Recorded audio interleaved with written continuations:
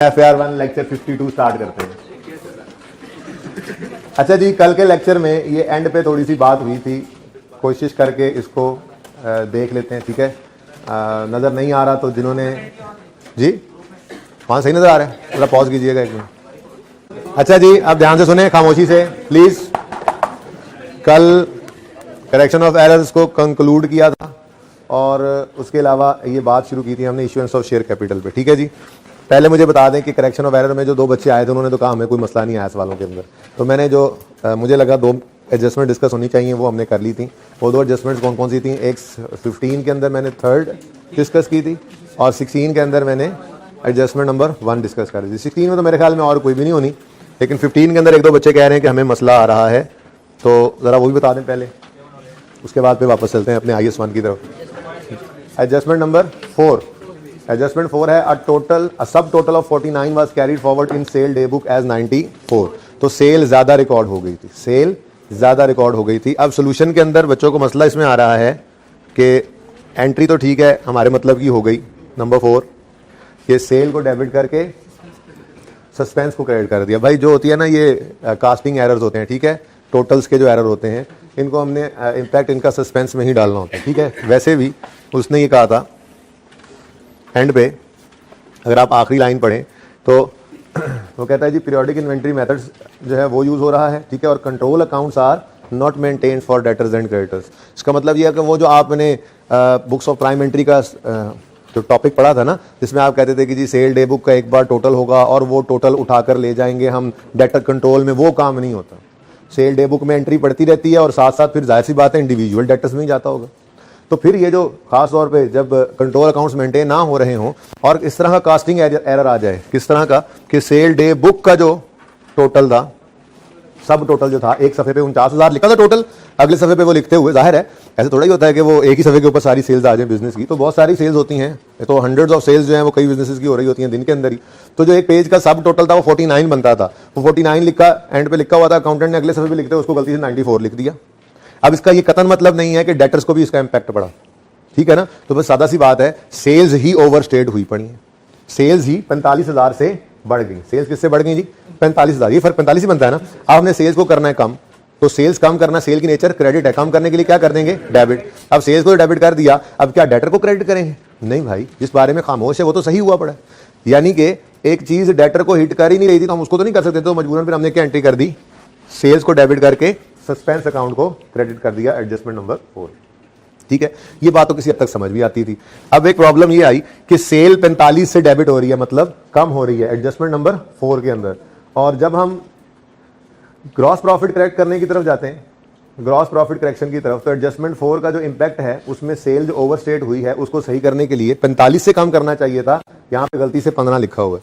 तो भाई ये गलती से लिखा हुआ है, इसमें कोई कॉन्सेप्ट नहीं है, इसके पीछे कोई लॉजिक नहीं है। ये तो नहीं कि कहीं और किसी और सेल की एडजस्टमेंट तो नहीं थी ना, एक ही थी ना। तो इसको 45,000 करें और मुझे जल्दी से आंसर बता दें इसका। अब सही करने के बाद आंसर क्या आता है जी? 854 plus 9,000 minus 13,000 minus 45,000 minus 13,000 sorry ये दोनों प्लस 17,000, 839 आ गया, ठीक है जी।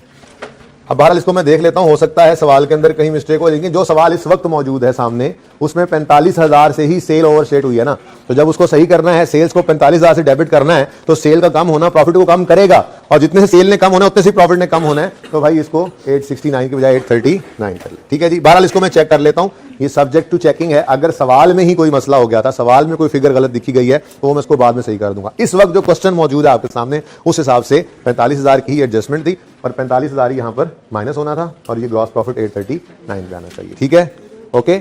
उसके बाद एक एडजस्टमेंट और है जी, रिटर्न इनवर्ड की बच्चे बात कर रहे हैं। रिटर्न इनवर्ड और रिटर्न आउटवर्ड का इंपैक्ट समझा दें जी, समझ नहीं आ रहा। अच्छा अब जी, रिटर्न इनवर्ड कहते किसे हैं? रिटर्न का रुख है इनवर्ड, मतलब सेल रिटर्न, ठीक है जी। और मैंने कहा था सेल रिटर्न को आपने कॉन्ट्रा सेल के तौर पे सोचना है, तभी आसानी होगी। वैसे इतनी डिटेल में करेक्शन ऑफ एरर में जाना मुझे नहीं लगता कि कोई इतना मुनासिब है, बहरहाल काफ़ी चलेंगे हम ऑलरेडी, चलो तसल्ली होगी, ठीक है। आई के अपने जो पूरा टॉपिक ही डाल दिया है। मेरा नहीं ख्याल इसमें से पूरा सवाल बनाएगा, जाहिर है उसने शायद IAS 8 के लिए इसको इंक्लूड किया था, लेकिन फिर क्वेश्चन आ गए, लेकिन हमने जो काम के सवाल थे बहरहाल वो अल्लाह का शुक्र है कर लिए। ठीक है, बहरहाल ये कॉन्ट्रा सेल के हिसाब से सोचना है, 1 बाय 1 सोचना है दोनों को। ठीक है, पहली बात तो ये है कि रिटर्न इनवर्ड और रिटर्न आउटवर्ड जो ट्रायल में अपीयर हो रही थी वो फाइनेंशियल स्टेटमेंट्स बनाते हुए उलट ले गए हम। इसका मतलब जर्नल एंट्रीज बिल्कुल ठीक हुई पड़ी थी। जर्नल एंट्री से जो सेल रिटर्न थी वो ट्रायल में सेल रिटर्न ही आई थी, और जो परचेज रिटर्न थी वो ट्रायल में परचेज रिटर्न ही आई होगी। बात समझ रहे हो ना? हाँ, ट्रायल में मौजूद थी सेल रिटर्न, आपको पता है सेल रिटर्न डेबिट होती है, बोलो। ट्रायल में मौजूद थी जो सेल रिटर्न, पढ़ते हैं कितनी थी, रिटर्न इनवर्ड यानी sale return and return outward यानी purchase return appearing in trial were 82 and 99। Sale return कितनी थी जी? 82,000। ठीक है, और परचेज रिटर्न कितनी थी? 99। रिटर्न आउटवर्ड का मतलब क्या होता है जी? परचेज रिटर्न, और परचेज रिटर्न कितनी थी जी?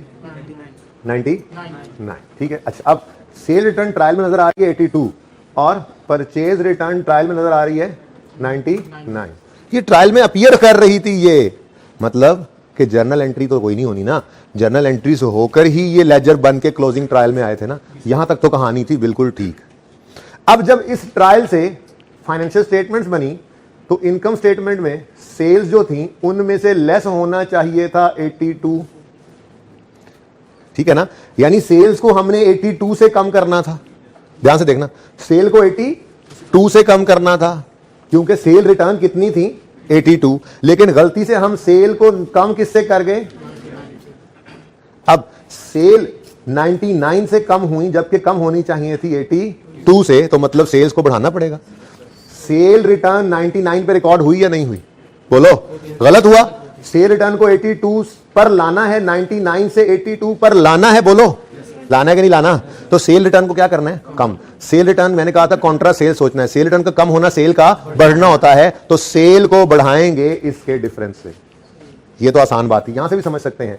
सेल रिटर्न ने 82 से माइनस होना था, यानी कि सेल्स ने 82 से कम होना था, पर गलती में हमने उसको 99 से कम कर लिया, तो सेल ज्यादा कम हो गई ना, सेल ज्यादा कम हो गई। कंफ्यूज हो रहे हैं कि सही है?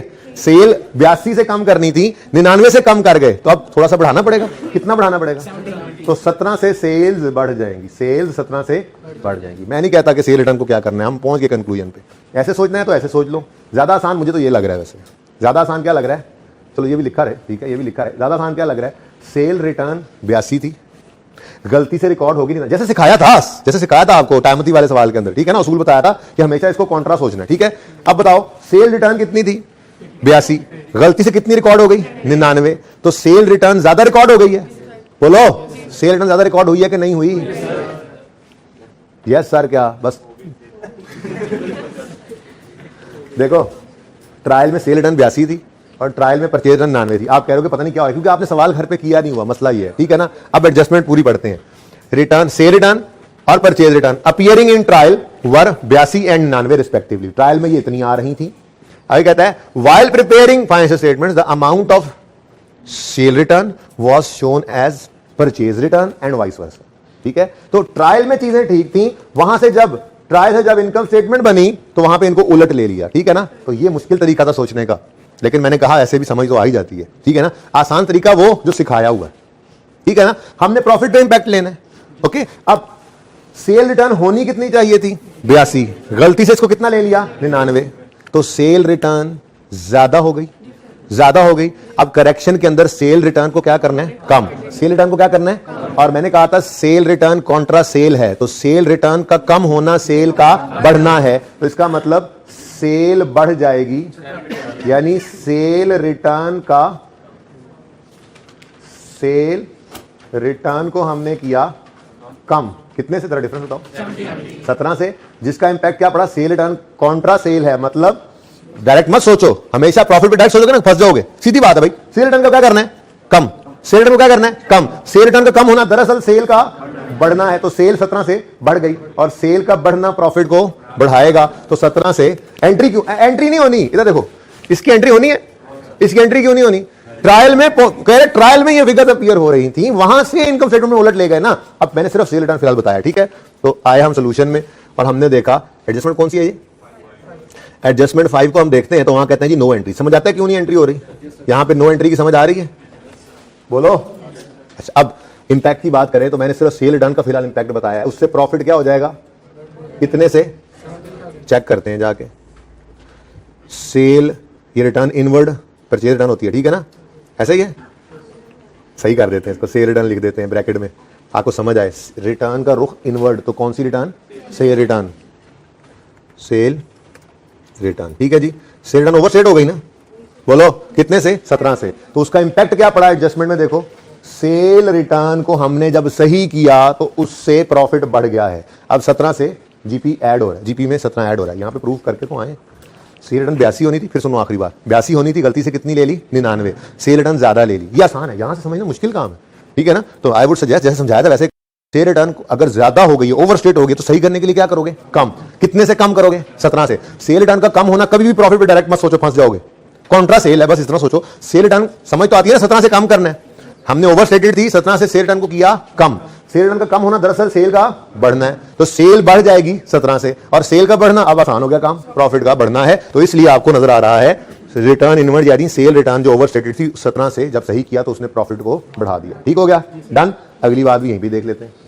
अब बारी आती है परचेज रिटर्न की। मैं तो कहूंगा ऐसे मत सोचो, आसान काम रखो।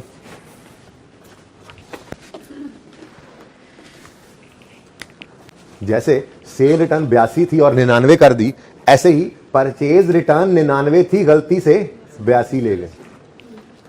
अब 82 से परचेज रिटर्न को 99 पे लेके जाना है, तो परचेज रिटर्न को बढ़ाना पड़ेगा, ऐसा ही है। परचेज रिटर्न को कितने से, 17 से। परचेज रिटर्न का कभी प्रॉफिट डायरेक्ट नहीं सोचना, सुकून मारो। परचेज रिटर्न इज कौन सा, परचेज, तो परचेज रिटर्न का बढ़ना दरअसल परचेज का कम होना है, और purchase is an expense, expense का कम होना प्रॉफिट को बढ़ाएगा। तो ये 17 भी क्या नजर आ रहा है आपको, ऐड होता हुआ। रिटर्न आउटवर्ड मींस, मैंने ब्रैकेट में अपनी लिखा, समझ आ रही है, ठीक है, ये क्या है। तो रिटर्न सोल्यूशन में जाकर ना रिटर्न इनवर्ड और रिटर्न आउटवर्ड को काट के लिख दो, सेल रिटर्न और परचेज रिटर्न, और क्वेश्चन के अंदर अंडरलाइन करके लिख लो। क्वेश्चन के अंदर अंडरलाइन करो, रिटर्न इनवर्ड को अंडरलाइन करो, उसके ऊपर लिखो सेल रिटर्न एसआर लिख लो, और रिटर्न आउटवर्ड को अंडरलाइन करके लिखो पीआर, पाकिस्तान रेलवे नहीं, परचेज रिटर्न। ऐसे सोचना आसान है ना, ऐसे सोचना आसान है, यूं सोचना, सोच तो लिया था ऐसे भी हमने, लेकिन ये मुश्किल है। तो I would suggest increase decrease तो आसानी से समझ आ जाता है, इंक्रीज डिक्रीज निकाल लो, और फिर सोचना नहीं है profit, direct profit. Cell return का कम होना प्रॉफिट को, अब ये फंसा देता है बंदे को, नहीं सेल रिटर्न का कम होना सेल का बढ़ना है, अब सेल का बढ़ना प्रॉफिट को क्या करेगा, ये आसानी से समझ सकते हैं हम। ऐसे ही परचेज रिटर्न का बढ़ना प्रॉफिट को, ये डायरेक्ट सोचोगे तो फंस जाओगे, कंफ्यूज हो जाओगे। आसान क्या है, परचेज रिटर्न का बढ़ना परचेज को कम करेगा, अब इजी हो गया, परचेज का कम होना एक्सपेंस का कम होना प्रॉफिट को बढ़ा देगा। तो दोनों सूरतों के अंदर प्रॉफिट ने 17 से बढ़ना था, ये इंपैक्ट था इसका, ठीक है जी। एंट्री को नहीं होनी थी, क्लियर है, ये सही है। ले जी, ये एडजस्टमेंट नंबर 5 हो गई।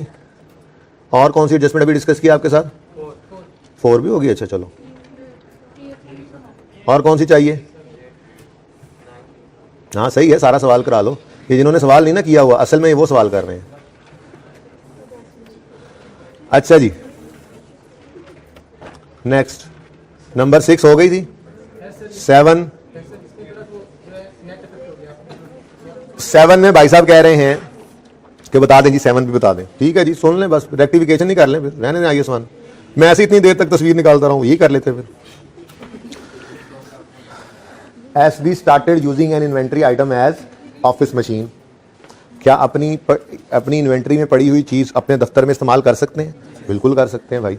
एग्जाम्पल बचपन से आपको मैं देता आ रहा हूँ कि अगर ये रॉयल फैन वाले हैं, इन्होंने अपने शोरूम के अंदर ये बेचने के लिए रखे हुए हैं, और अगर अपने ही शोरूम में लगाने के लिए, सेल शोरूम में इनको पंखे की जरूरत पड़े तो ये वो अपने उस इन्वेंट्री से उठाएंगे और लगा देंगे, ठीक है, फर्क कोई नहीं पड़ता है इससे, ठीक है, बाहर से खरीदने की बजाय अपने ही पंखे को उठा के लगाएंगे। लेकिन अकाउंटिंग एंट्री इसकी होगी, पहले ये आइटम बिकने के लिए पड़ा हुआ था इन्वेंट्री में, लेकिन जब हमने इसको वहां से उठाकर अपने ही शोरूम में लगाकर चला दिया तो हमने इसको यूज करना शुरू कर दिया। अब ये फॉर सेल नहीं रहा, for use in ordinary course of business हो गया, तो इसलिए ये पीपीई बन गया है, इन्वेंट्री नहीं है। अब इस पे IAS 2 नहीं लगेगा, इस पे IAS 16 लगेगा, ठीक है आमिर भाई, ठीक है। तो कहां तक आ रहे हैं, यहां तक आ रहे हैं फ्रेम, अच्छा, इस पे IAS 2 नहीं लगेगा, IAS 16, तो ट्रांसफर करेंगे ना फिर। अब जरूरत क्या थी इसकी, अगर नहीं हुआ तो ये करना पड़ेगा। वो कह रहा है जी 1 अक्टूबर 18 को स्टार्ट करना शुरू कर दिया एक इन्वेंट्री आइटम को ऑफिस मशीन के तौर पे, यूं समझ लो फोटोकॉपी मशीनें बेचते थे, इंपोर्ट करके, पड़ी हुई थी स्टॉक में, अपने ही दफ्तर के अंदर, हेड ऑफिस के अंदर फोटोकॉपी मशीन की जरूरत पड़ गई तो बाहर से लेने की बजाय अपनी ही इन्वेंट्री 10 मशीनें पड़ी थी, एक निकाल के अपनी दफ्तर में रख ली और फोटोकॉपी शुरू कर दी। अब इन्वेंट्री आइटम था, ऑफिस मशीन बन गया, तो कोई मसला नहीं है, लेकिन इसकी एंट्री क्या बनती है, ओरिजिनल एंट्री। अगर ये हुआ है तो फिर आप पीपीई को डेबिट करो और इन्वेंट्री को, जो भी नाम हो पीपीई का, ऑफिस मशीन है जो भी है, ठीक है ना, इसको डेबिट कर दो। लेकिन this entry is always passed with cost, ये याद रखना। क्यों? बोलो बोलो। हाँ जी, अपने आप को चीज बेच के खुद से प्रॉफिट नहीं कमा लेना होता, ठीक है। अच्छा, अब वो कहता है SB started using an item of office machine effective an item of inventory as office machine effective from यकम अक्टूबर 18। हमारा ईयर एंड क्या था जी, जरा बता दो। इसका मतलब अक्टूबर नवंबर दिसंबर, साल के एंड होने से 3 महीने पहले हमने इसको यूज करना शुरू कर दिया। अच्छा, no adjustment has been recorded and this item is included in closing inventory. ओफ अल्लाह, यानी कि निकाल के उसको दफ्तर में रख दिया या उठा के पंखा इधर लगा दिया, लेकिन जब क्लोजिंग स्टॉक, क्योंकि नीचे उसने लिखा हुआ पीरियोडिक सिस्टम यूज करते हैं, ठीक है। और पीरियोडिक सिस्टम में आपको होता है क्लोजिंग स्टॉक निकलता है फिजिकल काउंट से, फिजिकल काउंट से नंबर ऑफ यूनिट्स काउंट किए, 5 को लगा के क्लोजिंग स्टॉक निकला है, उसकी एंट्री करते हैं stock debit cost of cell credit, ठीक है। अब मसला क्या हुआ, मसला ये हुआ कि एक तो उन्होंने इस पंखे को उतार के यहां लगा दिया, ठीक है, और एंट्री कोई नहीं की, यानी पीपीई डेबिट नहीं किया, और इन्वेंट्री क्रेडिट, आपको जी इन्वेंट्री तो क्रेडिट होना ही नहीं था, ठीक है। इन्वेंट्री तो वो अकाउंट बना नहीं रहे, मैंने कहा चलो ठीक है, यूं समझो क्लोजिंग स्टॉक को क्रेडिट कर रहा हूं मैं रेक्टिफाइंग एंट्री में, ठीक है ना, स्टॉक को। अब मसला क्या है, मसला ये है कि हम सिस्टम पीरियोडिक यूज कर रहे हो तो इन्वेंट्री का अकाउंट तो बनता नहीं है, यहां पे तो परचेजेस का अकाउंट बनता है। पीपीई का नाम लिखा हुआ है वैसे, ऑफिस मशीन ही कर दो, ठीक है ना। अच्छा, तो ऑफिस मशीन डेबिट करके और परचेजेस को क्रेडिट करना था, ठीक है ना, हो गया ये काम। अगर ये काम नहीं हुआ, जो कि वो कह रहा है, क्या क्या कह रहा है वो, कि ये काम नहीं हुआ, no adjustment has been made, तो रेक्टिफाइंग एंट्री में क्या करना है, हमने ये ऑफिस मशीन को डेबिट करके और परचेजेस को क्रेडिट कर देना, और अगर परपेचुअल सिस्टम होता तो इन्वेंट्री को क्रेडिट करते, फिर दूसरा मसला भी ना आता, ठीक है। लो भाई, ये एंट्री हो गई, डन। ये तो एंट्री कॉस्ट से पास करनी है, कॉस्ट ढूंढते हैं, फिर मैं लिख दूंगा figure, okay. Next thing is, मसला इज कि एक तो एडजस्टमेंट भी नहीं की, यानी पीपीई डेबिट परचेज क्रेडिट भी नहीं किया, और सोने पे सुहागा जब गिनती करने आए क्लोजिंग स्टॉक की तो इस पंखे को भी स्टॉक में गिन के चले गए।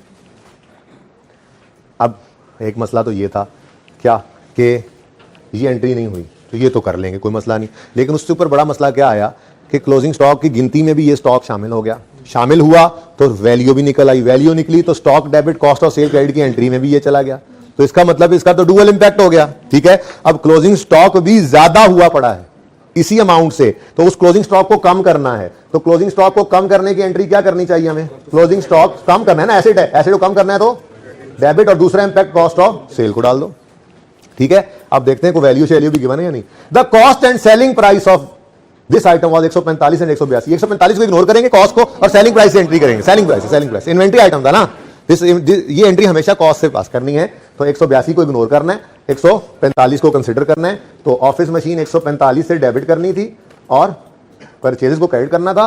और अगली बात, इतने से ही ये स्टॉक में भी काउंट हो गया हुआ है, तो जब स्टॉक को कम किया हमने, दूसरा इंपैक्ट कॉस्ट ऑफ सेल भी ले जाए, ठीक है ना, क्योंकि सब काम हो चुका है। आप यूं कहो सर जब परचेज में से माइनस कर दिया है तो क्लोजिंग स्टॉक में तो नहीं आएगा ना, भाई वो तो तब नहीं आता जब उन्होंने काउंट करके ये काम करना ले, तो प्रॉफिट निकाल के बैठे हुए हैं, सब कुछ करके बैठे हुए हैं, तो एक तो आपने परचेज को कम करना है, लेकिन परचेज को कम करने से एक्सेल की शीट नहीं है यहां पे कि एकदम से आपका बाकी काम भी खुद ब खुद हो जाएगा, क्लोजिंग स्टॉक बैलेंसिंग थोड़ा निकलना है, ओपनिंग स्टॉक प्लस परचेज आपकी सही वाली परचेज लेस क्लोजिंग स्टॉक सही वाला, और फिर ऐसे तो है नहीं, आपने परचेज को तो माइनस करके सही कर दिया, लेकिन क्लोजिंग स्टॉक तो उन्होंने वही गिनती करके माइनस किया हुआ था जिससे कॉस्ट ऑफ सेल निकली थी, तो वो असर निकालने के लिए क्लोजिंग स्टॉक को आपने कम किया, तो दूसरा इंपैक्ट कॉस्ट ऑफ सेल ले लेगी, ठीक है, सही है। अच्छा, अब बारी आती है, रुको अभी कहां बारी आती है, अभी इसका इंपैक्ट प्रॉफिट वही लेने की, ये तो रेक्टिफाइंग एंट्रीज हो गई। डेप्रिसिएशन का भी कुछ कर लें भाई, डेप्रिसिएशन का भी कुछ कर लें, एसेट बढ़ रहा है, डेप्रिसिएशन को भी बढ़ा दो, कितने से 145, कोई रेट शेट गिवन है, 10% था, क्या क्या क्या कहा था उसने सवाल में, कहां लिखा, लेट मी देख, सब पे उसने क्या कहा, लेट मी देख ऑफिस, अच्छा ऑफिस मशीन बोलो ना, ये बात कि उसने नाम लिखा हुआ ऑफिस मशीन का बकायदा, ऐसे जी ऑफिस मशीन का नाम उसने लिखा हुआ, 10% स्ट्रेट लाइन है, तो 145 इंटू 10% इंटू 3/12 कितना, 3.6 से depreciation expense debit accumulated depreciation. अच्छा, अब भाई प्रॉफिट पे इंपैक्ट लेना है, एक ये परचेज है, एक ये कॉस्ट ऑफ सेल है और एक ये डेप्रिसिएशन है। ठहर जा 145, 145 और 3.6। अब जीपी की बात हो रही है। मजे की बात ये थी नेट प्रॉफिट का उसने कहा नहीं था सवाल में, ठीक है। तो डेप्थ एक्सपेंस तो आता है जीपी से नीचे, इसलिए इसको तो नजर ही नहीं आना चाहिए था, रह गई ये दोनों, ठीक है। इस एडजस्टमेंट के अंदर परचेज कम हुई, परचेज का कम होना प्रॉफिट को बढ़ाएगा और कॉस्ट ऑफ सेल बढ़ गई, इसका बढ़ना प्रॉफिट को कम कर देगा, हेवी एक्सपेंस है। तो आई थिंक सोल्यूशन में इसको दिखाया ही नहीं गया, आप प्लस और माइनस दोनों कर दो अगर आपको तसल्ली नहीं हो रही तो। डेफिनेट एक्सपेंस तो आना ही नहीं था, डेफिनेट एक्सपेंस तो आना ही नहीं था, ये वाला 3.6 डेबिट, ठीक है। ये दोनों ने इंपैक्ट जो कि कैंसिल कर दिया, तो आईकेएम ने सोल्यूशन के अंदर को गायब कर दिया। आप लिख लें, ठीक है। और कोई मसला इस सवाल में जी?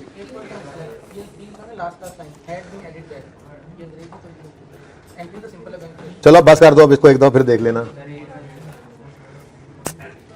ठीक है भाई, ठीक है, मैं समझ गया हूँ। इन स्टेटमेंट एनीक्विटी नहीं करना हमने।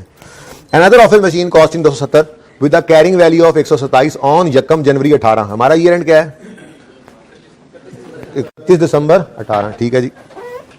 भाई जना मैनू की जल्दी है, सिलेबस दूसरी मुकाना है, मैं थोड़ी मुकाना है। Okay, office machine. यार ये जो दो बच्चे कल आए थे, इन्होंने ये सवाल वाकई किया था, हमें तो पता ही लगा इन बातों का।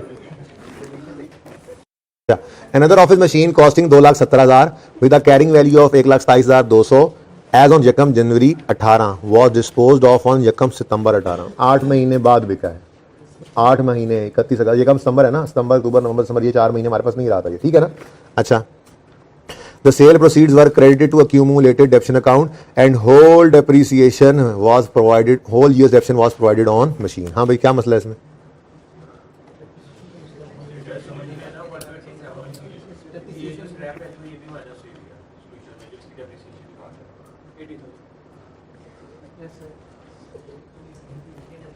नहीं, ये स्क्रैप वैल्यू नहीं, तो सेल प्रोसीड है भाई। भाई एक्यूमुलेट एंट्री पहले ओरिजिनल बनती क्या है? Accumulated appreciation debit. उस एक्यूमुलेटेड एप्शन के अंदर आपने, असल में मसला क्या है, कॉस्ट है ऑफिस मशीन की 270, कैरिंग अमाउंट है 1,27,200 स्टार्ट पे, ठीक है। आपने 1,27,200 को ही थोड़ा सा आगे लेके जाना था, 8 महीने मजीद डेप्रिशिएट करके बुक वैल्यू निकालनी थी और ओरिजिनल डेप्रिसिएशन आ जानी थी, ओरिजिनल एक्यूमुलेटेड एप्शन आ जानी थी। ओरिजिनल एंट्री के अंदर आपने वो डेबिट करनी थी, कैश डेबिट करना था 80,000, ठीक है, और एसेट को क्रेडिट करना था 2,70,000 से, गेन लॉस निकलाना था। अब रॉन्ग एंट्री के अंदर एक काम नहीं हुआ था ना, दो हुए थे। पहला काम तो ये हुआ था कि उन्होंने खैर से इस 80,000 को क्या किया था, sale proceeds were credited to accumulated depreciation account. यहां पे रुक जाओ, एक तो उन्होंने ये काम कर दिया कि उन्होंने कैश डेबिट एक्यूमुलेटेड डेप्रिसिएशन को क्रेडिट कर दिया। ये वो 80,000 को आप रेजिडुअल वैल्यू समझ रहे हैं, पता नहीं शायद, ये एक्यूमुलेटेड डेप्रिसिएशन को जो उसने क्रेडिट किया है, इसको भी तो रेक्टिफाइंग एंट्री में डेबिट करना पड़ेगा, नहीं करना पड़ेगा। और दूसरी बात, डेप्रीसिएशन एक्सपेंस जो है उन्होंने पूरे साल का रिकॉर्ड कर दिया हुआ है, ठीक है। तो रॉन्ग एंट्री के अंदर हम क्या कहेंगे, पूरे साल की डिडक्शन रिकॉर्ड होगी, हालांकि 8 महीने की होनी चाहिए थी, तो रिवर्सल के अंदर तो फिर सिर्फ 4 महीने को रिवर्स करना चाहिए ना। अब उन्होंने सोल्यूशन के अंदर क्या देखा, उन्होंने ये देखा कि ये एसेट एक्यूमुलेशन अकाउंट में से ना ये 80 चूंकि माइनस हुआ है गालिबन, तो डेप्रीसिएशन करते हुए शायद उसका इंपैक्ट भी आ गया है, तो उस तरह से करके उन्होंने डेप्रिसिएशन एक्सपेंस निकाला हुआ होगा, जहां तक मुझे ध्यान में आती है बात, ठीक है। बहरहाल टाइम बहुत ओवर हो रहा है, इस एडजस्टमेंट को मैं कल यहाँ पर सॉल्व कर दूंगा ओरिजिनल रॉन्ग रेक्टिफाइंग से, लेकिन मेरी इस डिस्कशन के बाद आप एक ट्राई तो कर सकते हैं इसको दोबारा, ठीक है। तो इस एडजस्टमेंट को हम डिफरेंट कलर दे देते हैं, लेकिन प्लीज इसको अब कर लीजिएगा। सिर्फ उन्होंने ये, इसको भाई रेजिडुअल वैल्यू नहीं समझा हुआ, ये इस गलती को समझने की कोशिश करें। उन्होंने कहा है कि शायद जो है ना वो गड़बड़ ऐसी कर गए हैं कि एक्यूमुलेशन को क्रेडिट कर दिया है, और फिर शायद एक्यूमुलेटेड डेप्रिसिएशन को क्रेडिट जो किया है उसका इंपैक्ट उन्होंने जो डेप्रिसिएशन उन्होंने कैलकुलेट किया उसके ऊपर लिया हुआ है। तो आप जरा उसको इस तरह से देखिएगा एक दफा। बीआरएस की रिवीजन ने इसको हेल्प किया, इस एडजस्टमेंट को हेल्प किया था बीआरएस की रिवीजन ने।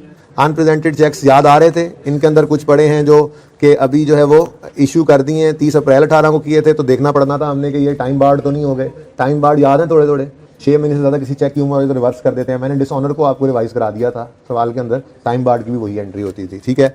और हैंड ओवर किया क्रेडिटर को चेक को, ये बात भी हमने क्लास के अंदर की थी, मैंने आपको याद भी कराया था इंट्रो वाला सवाल लैम्डा वाला, कि उसमें भी यही काम हुआ था। हमारे पिछले सवाल में भी ये कॉन्सेप्ट रिवाइज हो गया था, ठीक है।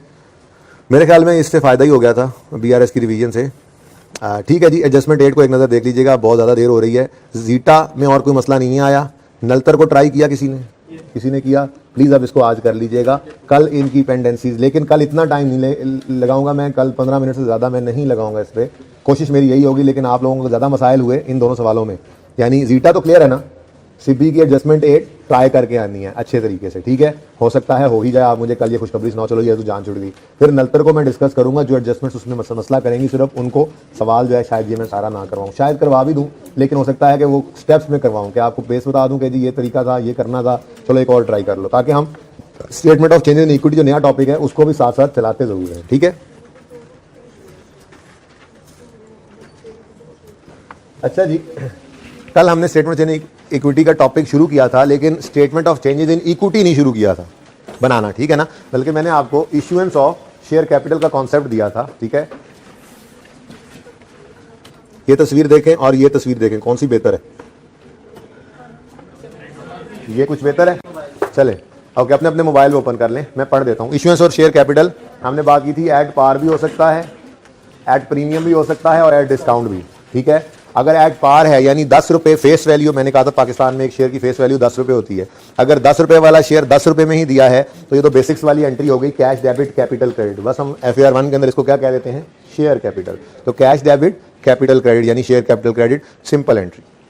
फिर मैंने कहा था कोई स्ट्रॉन्ग कंपनी हो तो वो 10 वाली अपनी चीज़ 15, 16, 17 की भी बेच सकती है और लोग खरीदते भी हैं। यानी 10 वाली चीज़ का कोई 15 देगा तो मतलब वो प्रीमियम ही पे कर रहा है ना। एक चीज़ की कीमत 10 रुपये, उसके मुंह के ऊपर 10 रुपये लिखा हुआ है और आप उसको 15 रुपये में खरीद रहे हैं, तो मतलब आप प्रीमियम पे कर रहे हैं, किसी स्ट्रेंथ की वजह से ही कर रहे हैं ना, किसी एतमाद की वजह से ही कर रहे हैं, फ्यूचर को एक्सपेक्ट करते हुए कि फायदे आएंगे, उसी की वजह से आप एक्स्ट्रा पे कर रहे हैं ना। तो 10 वाला शेयर स्ट्रॉन्ग कंपनी ने इशू किया 15 रुपये ईच पे, तो कैश में 15 रुपये आ गए।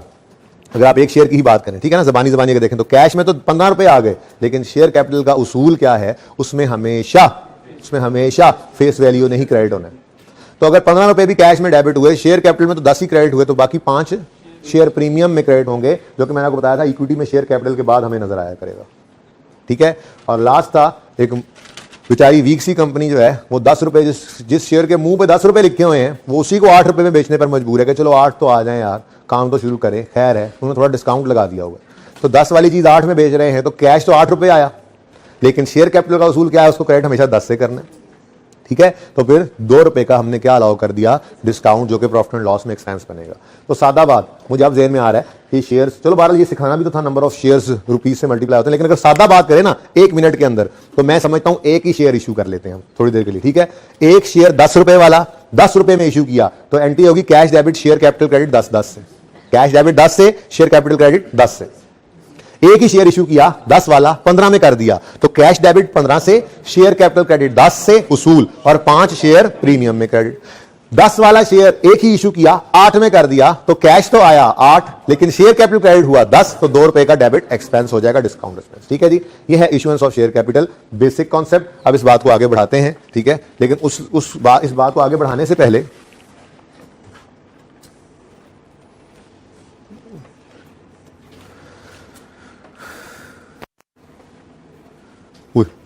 आप लोगों का हैंड आउट आपको भेजना, मैं शायद भूल गया था, भेज दिया, आ गया, चलो बहुत अच्छी बात है, ये तो फिर बहुत ही वधिया हो गया।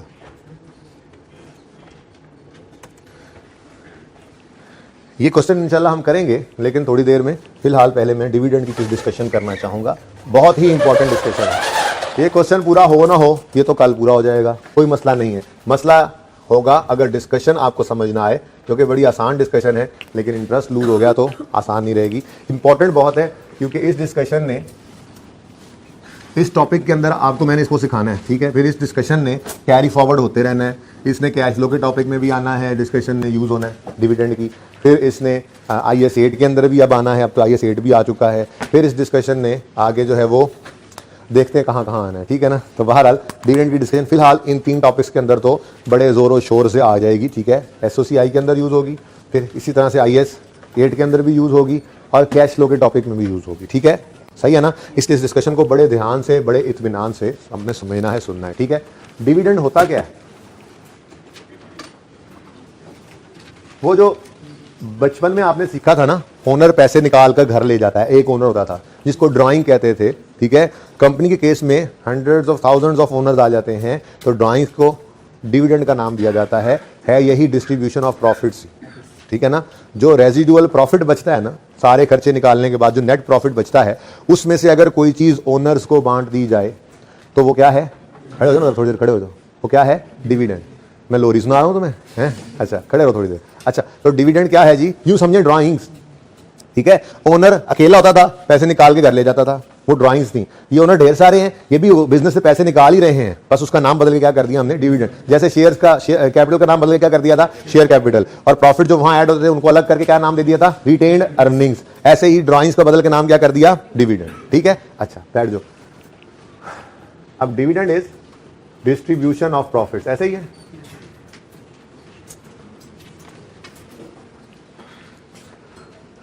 अपना बेसिक लेक्चर अगर आप याद करें, जो मैंने रिवेरिएशन के पहले दिन आपको पढ़ाया था, ठीक है, उसमें मैंने आपको क्या कहा था कि जी रिटेन्ड अर्निंग्स होती हैं, ठीक है। रिटेन्ड अर्निंग्स मिसाल के तौर पे साल के शुरू में 50 रुपये हमारे पास पड़े थे, प्रॉफिट्स रिटेन्ड हैं, यूज नहीं हुए। इस साल का प्रॉफिट मजीद ऐड हुआ 30 रुपये। अब ये 80 रुपये देखकर शेयर होल्डर्स की डालें टपकेंगी और वो कहेंगे हमें भी कुछ बांटो, इतने प्रॉफिट्स तुम लोगों ने रिटेन किए हुए हैं, ठीक है। तो कंपनी अगर 10 रुपये बांटती है तो रिटेन अर्निंग मैंने कहा था वो डेबिट साइड पे आएगा। जैसे कैपिटल के लेजर में ड्राइंग्स डेबिट साइड पे आता था, कुछ याद आए, ठीक है। तो ये सिंपल सी बातें, ठीक है। बैलेंसिंग क्लोजिंग हो जाएगा 70 के प्रॉफिट्स बिजनेस में रिटेन पड़े, सारे नहीं बांट दिया करते, हम एक्सपेंशन की रख लेते हैं बिजनेस के अंदर, ठीक है ना, रिटेन प्रॉफिट्स पड़े। अब डिविडेंड जो है उसकी क्लासिफिकेशन हमने पढ़नी है, ठीक है। एक क्लासिफिकेशन होती है विद रिस्पेक्ट टू नेचर, ठीक है, और एक होती है विद रिस्पेक्ट टू टाइम। पहले नेचर वाली बात कर लेते हैं। तो डिविडेंड की classification with respect to nature.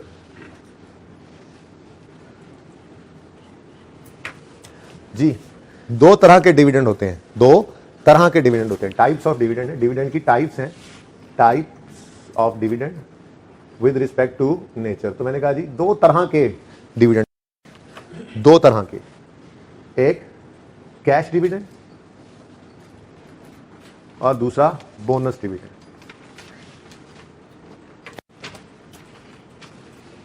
इसको बाद में देखते हैं।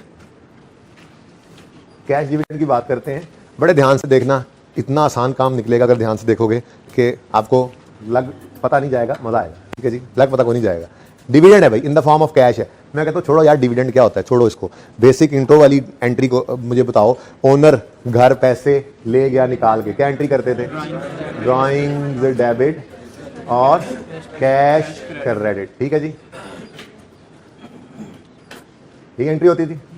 अब हमने कहा नहीं यार, थोड़ा सा जमाना बदल गया है, ठीक है, वक्त बदल गया, हालात बदल गए हैं, रेड मार्कर ही कोई नहीं आज, इतने हालात बदल गए हैं, तो चलो फिर भेजा सही से देखें। तो ड्राइंग्स का नाम हमने बदल के क्या कर दिया, डिविडेंड। ड्राइंग्स का नाम क्या कर दिया बदल कर, डिविडेंड, ठीक है जी। तो डिविडेंड डेबिट हुआ, ठीक है। और अगली बात, असल में ना अब एक ओनर नहीं होता, ठीक है, मल्टीपल ओनर्स होते हैं। और मिसाल के तौर पे एक कंपनी के 500 शेयर होल्डर्स हैं, तो जब डिविडेंड अनाउंस होता है तो 5 के 500 आज ही आकर सारे पैसे नहीं ले जाते कि हम कैश को क्रेडिट कर दें। कैश तो तब क्रेडिट होना है ना जब ओनर्स लेने आएंगे पैसे, ठीक है। तो जिस दिन डिविडेंड अनाउंस होता है, ड्राइंग डेबिट से हमने क्या निकाला, डिविडेंड। ये डिविडेंड जिस दिन डेबिट करना है तो उस दिन कैश को क्रेडिट नहीं करते हम, बल्कि डिविडेंड पेएबल को क्रेडिट कर देते हैं। किसको जी, डिविडेंड पेएबल, ठीक है। तो कैश की बजाय डिविडेंड, अच्छा डिविडेंड, ड्राइंग्स का नाम बदल के क्या कर दिया, डिविडेंड, और कैश की बजाय क्या लिख देंगे, ड्राइंग्स, डिविडेंड पेएबल, ठीक है जी। कोई मसला बोलो, ठीक है जी। हमारी कैश डिविडेंड की एंट्री है, कोई नई चीज तो नहीं सीखी हमने, वही एंट्री है, ड्राइंग्स डेबिट कैश क्रेडिट, उसी को बदल के क्या कर दिया, ड्राइंग्स का नाम बदल दिया और बदल कर दिया डिविडेंड। और कैश को क्रेडिट नहीं करते, आज ही पहले दिन जिस दिन अनाउंस करते हैं उस दिन एक लायबिलिटी बना लेते हैं, और फिर जैसे जैसे ओनर्स आएंगे शेयर होल्डर्स, वैसे वैसे ये डिविडेंड पेएबल को डेबिट करके cash credit, payable debit cash credit, payable debit cash, वो मैं नहीं लिख रहा, ठीक है, बात समझ आई। तो कैश डिविडेंड की एंट्री क्या होती है, dividend debit, dividend payable credit. लेकिन अगली बात, ये डिविडेंड कहां डेबिट हो रहा है, आसपास कहीं सजे खबे देख के मुझे बताओ। अरे हाँ, रिटेन्ड अर्निंग्स में ही तो डेबिट हो रहा है, तो रिटेन्ड अर्निंग्स डेबिट भी बोलते हैं इसको। हम तो दोनों बातें फिलहाल लिखा करेंगे। हम पहले एंट्री किया करेंगे dividend debit, dividend payable credit, और फिर साथ ही ब्रैकेट में लिख दिया करेंगे डिविडेंड डेबिट। डिविडेंड डेबिट कहाँ होना है? रिटेन्ड अर्निंग्स में। तो रिटेन्ड अर्निंग्स को जाकर डेबिट कर देंगे, ठीक है ना। और फिर यहां पर बड़े हो गए ना, यहां पर डिविडेंड पेबल अब आने लग जाएगा, क्योंकि डबल एंट्री होगी ना। तो एंट्री क्या पड़ी? रिटेन्ड अर्निंग्स डेबिट, इसकी बात करेगा तो ऐसे एग्जांपल बन गई ना। और डिविडेंड पेएबल क्रेडिट 10 रुपए से, ये जी रिटेन्ड अर्निंग से आया। अब बंदे आते जाएंगे, ये payable debit cash credit, payable debit cash credit, payable debit cash credit, payable debit, और एट लास्ट 0 हो जाएगा, ठीक है ना। लेकिन ये एक ही बार 10 का 10 शो करके हम इसको अलग करके जब अनाउंस कर दिया ना, अब वो बंदे आ जाएंगे। अब बहुत सारे तो सुबह सुबह ही आए होंगे, दफ्तर खोलने से पहले बाहर रश लगा होगा, डिविडेंड दे दो, डिविडेंड दे दो, डिविडेंड दो, अनाउंस जो कर दिया आप, ठीक है ना। तो लायबिलिटी है ना वो तो, ठीक है। तो जो लायबिलिटी है उसको अलग करके रख लो, और जैसे जैसे ये फिर आते रहे वैसे वैसे लेते रहे, ठीक है ना। लेकिन ये लंबी बात अभी छोड़ो, सिर्फ इतनी बात समझ में आती है तो बताओ, क्लियर है ये बात? अच्छा जी, दूसरी किस्म का डिविडेंड जो होता है वो होता है बोनस डिविडेंड। बोनस डिविडेंड जो है ये सर्फ एक्सेल से अच्छा नहीं है, ठीक है ना। सर्फ एक्सेल ज्यादा अच्छा डिविडेंड है। तो बोनस डिविडेंड क्या होता है? ओनर आ गए घर, डायरेक्टर्स के नहीं, घर नहीं, दफ्तर ही बुलाओ। ओनर आ गए दफ्तर में, भाई साहब, ओ भाई साहब, ओ डिविडेंड दे रहे हैं हम, तुम सो रहे हो यार ऐसे कैसे काम चलेगा भाई? ये बहुत से भी ज्यादा अहम एडजस्टमेंट है। खड़े हो जाओ ना जरा, थोड़ी देर आप भी खड़े हो जाओ, तुम इधर हो जाओ भाई, इधर हो जाओ। अच्छा चलो बैठ जाओ, काफी है इतना। अच्छा होश आ गया। अब सारे शेयर होल्डर्स इकट्ठे हुए और इकट्ठे होकर कहते हैं यार हमारे घर में चूल्हा नहीं जल रहा और ये लोग हमें डिविडेंड ही नहीं दे रहे, तो चलो सारे मिलकर चलते हैं डिविडेंड ले लें, ठीक है। आगे कंपनी का दरवाजा खटकाया, डायरेक्टर ने बोले कौन? हम शेयर होल्डर्स आए हैं। अच्छा भाई आ जाओ अंदर, आए बैठे बैठे, आप तो मालिक है माशाल्लाह, आप भी कंपनी के मालिक हैं। एक शेयर वाला भी ऐसे करके, मैं मालिक कंपनी का है, एक शेयर मेरे पास भी है। अब उन्होंने कहा भाई साहब डिविडेंड चाहिए। शेयर होल्डर्स सारे आप देख रहे हैं, गुस्सा भी आया हुआ है, डायरेक्टर्स परेशान है, अब क्या करें। तो डायरेक्टर्स में से एक बोला क्या देखो अभी कैश तो नहीं है, कैश तो अभी नहीं है, क्योंकि कैश तो स्टेट बैंक छापता है ना, है। हम वो कर सकते हैं जो हम छापते हैं। क्या मतलब? आपको मुफ्त में शेयर्स दे देते हैं, आपको आज मुफ्त में शेयर्स दे देते हैं, ठीक है। आपसे पैसे नहीं लेंगे, आपको हम शेयर्स दे देते हैं, ठीक है। और ये शेयर्स आज आप ले जाएं, बाजार में जाके बेच दें। शेयर्स आप बाजार में जाके बेच दें, या रखने हैं तो रख लें, कल को जब डिविडेंड मिलेगा तो इन पे भी मिलेगा, आपको डिविडेंड ज्यादा मिलेगा, आपको मलकियत ज्यादा दे रहे हैं, मुफ्त में शेयर्स बांट रहे हैं। उन्होंने कहा ठीक है दे दो भाई। तो डिविडेंड तो फिर डिविडेंड ही होता है, उसने तो डेबिट ही होना है। और कैश की बजाय आज शेयर कैपिटल क्रेडिट हो गया। क्या हो गया जी? देखो ना, उन्होंने शेयर्स नए इशू करने हैं ना, प्रिंटिंग मशीन चालू हो जानी है, उसमें से कड़क कड़क कड़क कड़क कड़क की आवाज आने लगी। शेयर्स कह रहे हैं ये क्या हो रहा है? उनका शेयर्स छाप रहे हैं, नए नए शेयर्स, नए नए कड़कड़े शेयर्स आपको देंगे अभी, ईद मुबारक वाले नहीं, असली वाले, ठीक है। वो जैसे ईद के ऊपर ईदी देते हैं आप लोग, आप तो देते होंगे, क्या भी मिलती है आपको? नहीं सर, हम तो उस फेज में है कि मिलना बंद हो गई है और नीचे वालों ने मांगना शुरू कर दिया है। कोई बात नहीं, ये फेज भी अल्लाह करेगा निकल ही जाएगा। फिलहाल बड़ा मुश्किल फेज होता है ये दुनिया जिंदगी के अंदर, ठीक है ना, बड़ा मुश्किल फेज है, मैं मानता हूँ, ठीक है। बहरहाल ये क्या है क्या हुआ भाई? शेयर्स बांट दिए फ्री ऑफ कॉस्ट। देखो अगर शेयर्स बांटे पैसे लेकर तो क्या एंट्री करते हैं? Cash debit, share capital credit. लेकिन आज कैश नहीं आया, बल्कि उल्टा हमने अपने ही प्रॉफिट्स में से इनको कैश देने की बजाय शेयर्स दे दिए। तो फिर एक तरह से बड़ी फनकारी लगाई है। थोड़ी देर में देखो अभी क्या होता है। डिविडेंड ये तो रिटेन्ड अर्निंग्स को ही डेबिट करता है ना, यानी रिटेन्ड अर्निंग्स को कम किया, रिटेन्ड अर्निंग्स को कम किया और शेयर कैपिटल को बढ़ा लिया। भाई लॉ थोड़ा बहुत तो पढ़ ही लिया होगा, आपको ये पता है कि रिटेन्ड अर्निंग्स जो है, रिटेन्ड अर्निंग्स जो है वो डिस्ट्रीब्यूटेबल प्रॉफिट्स हैं, जबकि कैपिटल कभी भी कंपनी ने वापस नहीं करना। अब कंपनी ने फनकारी क्या लगाई है? देखो रिटेन्ड अर्निंग्स को कम कर लिया और इस रिजर्व को, जो रिजर्व था, इसको इक्विटी बना लिया, खून वापस लाके बताओ, ठीक है। और लालच दे दिया उनको, कल को डिविडेंड आएगा वो ले लेना, नहीं डिविडेंड लेना बाहर जाके बाजार में बेच दो किसी को ये शेयर्स, हम कैश नहीं देने लगे। तो उन्होंने ये क्या कहते हैं टेक्निकल अल्फाज में बाद में बात कर लेंगे इसको, फिलहाल ये बात समझ आ गई। बोनस इशू में क्या करते हैं? वही डिविडेंड डेबिट करते हैं, लेकिन कैश क्रेडिट नहीं हो रहा, बल्कि शेयर्स इशू कर दिए हैं, कैश नहीं जा रहा, नए शेयर्स इशू कर दिए। तो dividend debit, share capital credit. और डिविडेंड डेबिट कहां होता है? Retained earnings. बात समझ आइए कि कैश लिख के काटूं, सही है। वही ड्राइंग्स डेबिट की बजाय डिविडेंड डेबिट, और कैश क्रेडिट नहीं हो रहा बल्कि नए शेयर इशू कर दिए। और आपको मैंने कल बताया था, कल यही तो बात हुई थी कि जब नए शेयर इशू होंगे तो कैपिटल बढ़ता है, यानी शेयर कैपिटल बढ़ता है, तो शेयर कैपिटल क्रेडिट हो गया, ठीक है। लेकिन सबसे अहम बात पता है क्या है? This entry will always pass with cost of asset ना कह देना, ठीक है ना, आदत पड़ी हुई है। This entry will always pass with face value of shares, ठीक है। This entry will always be passed with face value, okay. तो बहुत से ऐसे काम हम करते हैं बैलेंस शीट पे उसका इंपैक्ट कोई नहीं पड़ता। Revaluation surplus debit retained earnings credit का क्या असर पड़ता था? विद इन इक्विटी मूवमेंट है, ये भी विद इन इक्विटी मूवमेंट है। तो क्या हुआ, बहुत सारे काम ऐसे करते हैं कि बैलेंस शीट पे क्या इंपैक्ट डालना, पड़ेगा ना इंपैक्ट यार, शेयर कैपिटल बढ़ जाएगा, रिटेन अर्निंग्स कम हो जाएंगी, कैसे फर्क नहीं पड़ रहा? ओवरऑल फर्क नहीं पड़ता ना, वैसे तो पड़ रहा है। एक इक्विटी का आइटम कम करके दूसरा बढ़ा लिया हमने, ठीक है। मुश्किल या आसान है? कुछ नहीं मुश्किल यार, आप लोग वैसे ही बस। अच्छा जी, अब एक डिविडेंड की क्लासिफिकेशन होती है विद रिस्पेक्ट टू टाइम, ठीक है जी। डिविडेंड क्लासिफिकेशन, टाइप्स भी क्लासिफिकेशन लिखें ज़्यादा अच्छा है। डिविडेंड, चुच चुच मत किया करो, काट के लिख लो सही, मैंने कब कहा था साथ नोट करो, चुच। Classification with respect to nature nature और classification with respect to time. Type लिखा था ना, कार्ड की क्लासिफिकेशन लिख लो, चुच चुच हो रही होती है। Classification with respect to time.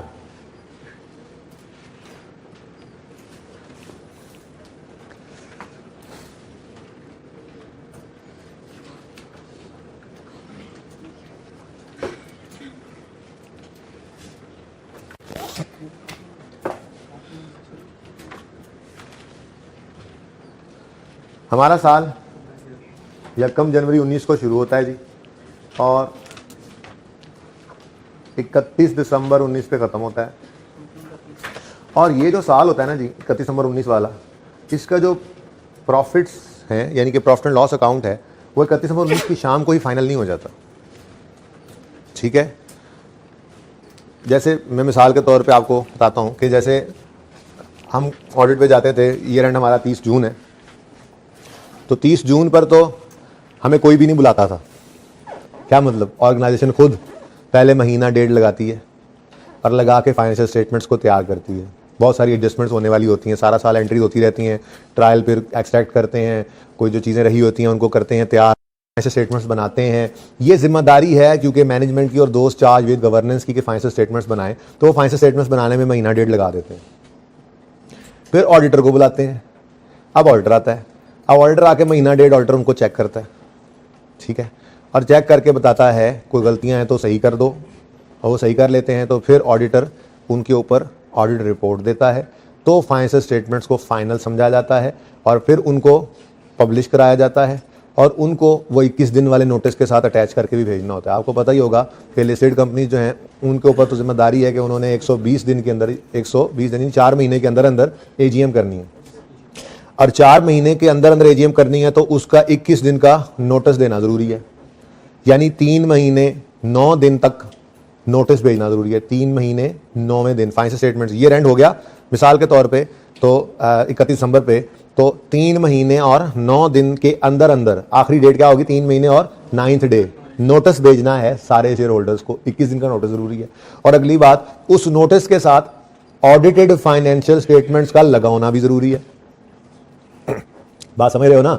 इसका मतलब ये हुआ कि जिसको डेडलाइन कह सकते हैं ना, ईयर एंड जो हुआ 31 दिसंबर 19 पे है मेरी एग्जांपल में, तो इसकी फाइनेंशियल स्टेटमेंट्स के फाइनल होने की डेडलाइन जो है वो 3 महीने और 9 दिन है, यानी 9 अप्रैल तक तो हर सूरत में ऑडिटर ऑडिट करके रिपोर्ट दे दे और प्रिंटिंग करा के वो भेजें हर नोटिस के साथ, ये जरूरी है। हाँ समझ रहे हो ना? ठीक है, तो इसका मतलब ये हुआ कि चलो 3 महीने 9 दिन छोड़ो, 3 महीने तो लग ही जाते हैं भाई। जब हम ऑडिट किया करते थे ना, तो चूंकि फाइनेंशियल स्टेटमेंट्स देख के बंदा चीज़ें बनाता ही है, जाहिर सी बात है, फलां चीज़ फलां जगह से देख लो। अब आप FIR 2 में जाओगे ना भाई, इसको जगा दो। FIR 2 में जब आप जाओगे ना, ठीक है, पीछे मुड़ के ना देखो यार, जिसको कहा है वो साथ वाले को जगा देगा, वरना जो जागना चाह रहा था और जागना था वो जाग जाएगा। तुम लोग मुड़ के ना देखा करो। अच्छा, अब आप जाओगे ना FIR 2 के अंदर, तो आप देखोगे हम जो नोट्स बनाना सीख रहे होते हैं, हम फाइनेंशियल स्टेटमेंट्स को ओपन करते हैं, पब्लिश फाइनेंशियल स्टेटमेंट्स को देखते हैं, जी ये काम फलां ने ऐसे किया हुआ है लेकिन हमने ऐसे कर लेना, या हम ऐसे कर लेते हैं, या फलां डिस्क्लोजर ऐसे बना देंगे, बड़ा अच्छा है, तो बंदा रेफरेंस के लिए फाइनेंशियल स्टेटमेंट्स ओपन करता ही। तो हम लोग जब फाइनेंशियल स्टेटमेंट्स बनाया, मतलब ऑडिट किया करते थे ना, तो हमें याद है कि साल खत्म होने के 10-15 दिन के अंदर अंदर ही होंडा वाले जो है ना वो फाइनेंशियल स्टेटमेंट्स ले आते थे ऑडिटेड, और हमें समझ नहीं आती थी। हम कहते थे कि यार ये इंसान तो है नहीं, शायद फिर ये जिन रहते हैं यहाँ पे, लेकिन वो ना सारा साल मतलब इस काम को करते रहते हैं, साथ साथ काम निपटाते रहते थे। फाइनेंशियल स्टेटमेंट्स तैयार होती थी, फटाफट बनाया, ऑडिटर को भी पहले साथ साथ बुला कर रखते थे, इंटरनल कंट्रोल अच्छे जो भी होता था बहरहाल वो 10-15 दिन के अंदर फाइनेंशियल स्टेटमेंट्स पब्लिश करके उधर मारते थे। लेकिन ये वो एक या फिर इसके बाद दूसरे आते थे, एक दो ही थे जो इतने जल्दी कर रहे थे, और ये हम उनको इंसान नहीं समझते थे। तो मतलब अगर आप नॉर्मल सर्कमस्टांसेस देखो ना, तो जो ईयर एंड हुआ है ना उसकी फाइनेंशियल स्टेटमेंट्स को फाइनल होते होते 2-3 महीने तो लग ही जाते हैं, ठीक है, एटलीस्ट महीना 1.5-2 महीने, ये नॉर्मल है, ये नॉर्मल है, इसमें कोई अबनॉर्मलिटी नहीं है, ठीक है। अब फाइनेंशियल स्टेटमेंट्स 19 की फाइनल होंगी मिसाल के तौर पे हमारी फरवरी मार्च में जाके, ठीक है, फरवरी मार्च में, और 19 के साल के प्रॉफिट की बेस पर जो डिविडेंड मिलेगा वो फिर 19 में मिलेगा या 20 में मिलेगा? 19 में तो वो फाइनल हुआ ही नहीं था प्रॉफिट। मेरी बात समझ रहे हो? इसका मतलब ये हुआ कि अगर आप बात करें ना कि फाइनल क्या चीज, फाइनल प्रॉफिट्स की बेस पर जो डिविडेंड मिलता है ना वो फाइनल डिविडेंड होता है, ठीक है। फाइनल प्रॉफिट्स की बेस पर जो डिविडेंड मिलता है वो फाइनल, तो फाइनल डिविडेंड ऑफ 19 जो है वो 20 में आया करता है, कभी 19 में आ ही नहीं सकता। चाहे 10 दिन में भी वो जिन्नात 10-15 दिन के अंदर भी फाइनेंशियल स्टेटमेंट फाइनल कर लेते थे ना, तब भी वो 10-15 दिन बाद ही डिविडेंड उनकी बेस पे आता था। वो 31 दिसंबर 19 की शाम को हो ही नहीं सकता था, उससे पहले ये डिविडेंड तो हो ही नहीं सकता कि 19 के साल का फाइनल डिविडेंड, फाइनल डिविडेंड का मतलब क्या है, फाइनल प्रॉफिट्स, पूरे साल 19 के पूरे साल के प्रॉफिट्स की बेस पे जो डिविडेंड मिलना है ना फाइनल प्रॉफिट्स की बेस से, उसे 19 का फाइनल डिविडेंड कहेंगे। हो ही नहीं सकता कि फाइनल डिविडेंड 19 का 19 में ही मिल जाए, वो लाजमी है कि कब मिलेगा, 20 में। तो फाइनल डिविडेंड जो है 19 का वो हमेशा कब आया करेगा, 20 में, ठीक है। अच्छा, दूसरी बात, आप लिस्टेड कंपनीज जो है ना वो हाफ ईयरली अकाउंट्स भी बनाती हैं, क्वार्टरली अकाउंट्स भी बनाती हैं, ठीक है। तो नॉर्मली ना हाफ ईयर के अकाउंट्स ऑडिटर रिव्यू भी करता है उनको जाके, ठीक है ना। जब वो बनते हैं ना तो वो 6 महीने के प्रॉफिट्स जो हैं अंदाजन सामने आ ही जाते हैं, तकरीबन 6 महीने के तकरीबन सही होते हैं वो भी, ठीक है ना, बहुत ज़्यादा चेंज नहीं आती उनके अंदर ईयर एंड पे जाके। अब यूज़र कहते हैं, शेयर होल्डर्स, यार पूरा साल इंतजार करें, अच्छे भले प्रॉफिट्स तो नजर आ रहे हैं, देखो 6 महीनों के इतने अच्छे प्रॉफिट्स हैं, तो कुछ इनमें से भी दे दो, अगर घर का चूल्हा चल जाए। क्यों? देखो ये कैश डिविडेंड है, यहाँ तो कैश लेकर जाएगा घर, चूल्हा चलना है ना। ये जो बोनस डिविडेंड है ये घर जाके बानो को क्या कहेगा, बानो कहेगी सरताज आटा नहीं लाए, वो कहेगा शेयर्स लाए हूं, तो भाई लड़ाई पड़ेगी ना, पड़ेगी, कहेगा नहीं ये शेयर ही खाओ, ये लो खाओ शेयर। तो भाई जरूरत तो होती है ना शेयर होल्डर्स को, जिन्होंने इन्वेस्टमेंट कर रखी है कंपनी के अंदर, उनको अपना किचन चलाने के लिए पैसों की जरूरत तो है, उनको डिविडेंड तो चाहिए। तो फिर वो क्या कहेंगे, शेयर होल्डर्स क्या कहेंगे, 20 के प्रॉफिट को देख के कहेंगे यार इतने अच्छे खासे प्रॉफिट्स हैं तो यार इनमें से भी कुछ बांट दो, और बांटते भी हैं कंपनीज, ठीक है। अब जो 6 महीनों का प्रॉफिट है, चलो ठीक है 3 महीने नहीं लगते, महीना 1.5 तो उनको भी लग ही जाता है। फाइनेंशियल स्टेटमेंट हाफ ईयरली बनाएंगे, ऑडिटर जाके रिव्यू करेगा, उस पर रिव्यू रिपोर्ट देगा, ठीक है। तो फिर हाफ ईयर के प्रॉफिट्स की बेस पर जो प्रॉफिट अभी फाइनल नहीं है, इंटरिम है, प्रॉफिट जो फाइनल ना हो वो इंटरिम होता है, अभी फाइनल नहीं है, पूरे साल का नहीं, इंटरिम प्रॉफिट है, ठीक है ना। उस इंटरिम प्रॉफिट की बेस पे जो डिविडेंड मिलेगा उसको कहते हैं इंटरिम डिविडेंड। क्या कहते हैं जी? तो इंटरिम, ये मैंने इंटरिम लिखने की कोशिश की थी, नाकाम हुई, मैंने मिटाया, मार्कर बदला और दोबारा एक कोशिश की और अब कामयाब हुआ। इंटरिम लिखा हुआ, समझ नहीं आ रही, सुन लो, इंटरिम डिविडेंड, लेकिन ये किस साल का है, 20 का, और ये मिलेगा भी कब, 20 में, सिंपल, ठीक है। तो 19 के साल का फाइनल डिविडेंड कभी भी 19 में नहीं मिलेगा, ठीक है। लेकिन इंटरिम जिस साल का होता है वो साल में ही आता है, और इंटरिम एक की बजाय 2 दफा भी आ सकता है भाई, ठीक है। वो उन्होंने कहा 4-5 महीने बाद फिर दे दो इंटरिम, तो वो फिर दे देंगे इंटरिम, अगर पैसे पड़े होंगे तो भाई शेयर होल्डर है, मालिक है, क्या हो गया, ठीक है ना, बात समझ रहे हो। तो इंटरिम डिविडेंड एक से ज्यादा दफा भी हो सकता है, पर फाइनल डिविडेंड सिर्फ एक होगा, और जिस साल में नजर आएगा उस साल का हो ही नहीं सकता। देखो ना 20 के साल का प्रॉफिट तो 20 में फाइनल नहीं होना, यानी अगर आप बात करें 20 के फाइनल डिविडेंड की तो वो कहां चला जाएगा, बात समझ गए होगे उम्मीद है। फाइनल डिविडेंड ऑफ 20 वो तो इन, क्योंकि 20 के प्रॉफिट्स फाइनल होंगे जाकर 21 में, ठीक है। 20 के प्रॉफिट्स फाइनल होंगे कब, तो 31 दिसंबर 21 वाले साल के अंदर ये फाइनल डिविडेंड नजर आएगा। यानी ये बात असल में पता है क्या हो रही है, डिविडेंड की एंट्री कब करनी है, ठीक है ना। अगर सवाल में हम खड़े हैं 20 के साल में और लिखा हुआ सवाल के अंदर 19 का फाइनल, तो आप कहोगे नहीं, ये तो 19 के साल का डिविडेंड, हमने इसको रिकॉर्ड नहीं करना, मारे जाओगे। 19 का फाइनल तो होता ही 20 में है। बात समझ गए? तो सही है ना। और लिख दे इंटरिम डिविडेंड ऑफ 20। आपको नहीं 20 का डिविडेंड तो 21 में जाना है, नहीं ये इंटरिम है। बात समझ गए हो आप? ठीक है, तो इंटरिम हमेशा जिस साल का होगा उसी साल में नजर आएगा, और फाइनल जिस साल का होता है उस साल में आ ही नहीं सकता, क्योंकि उस साल के प्रॉफिट उस साल में फाइनल हुए नहीं होते, वो अगले साल में नजर आएगा। मतलब फाइनल ऑफ 20 21 में आएगा, फाइनल ऑफ 19 20 में आएगा, और फाइनल ऑफ 21 22 में चला जाएगा। ठीक है, लेकिन इंटरिम डिविडेंड साल का होता है, हाँ, और एक से ज्यादा भी हो सकते हैं। तो इंटरिम डिविडेंड ऑफ 21 इन 21। ठीक है, ये भी एक क्लासिफिकेशन है विद रिस्पेक्ट टू टाइम। इसको हम फाइनल डिविडेंड भी कहते हैं। फाइनल डिविडेंड हो सकता है एक क्लासिफिकेशन। दूसरा क्या होता है जी? Interim dividend.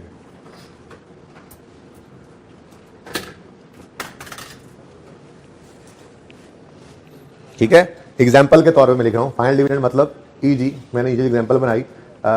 Final dividend of 19 will appear in SOCIE of 20। क्या मतलब?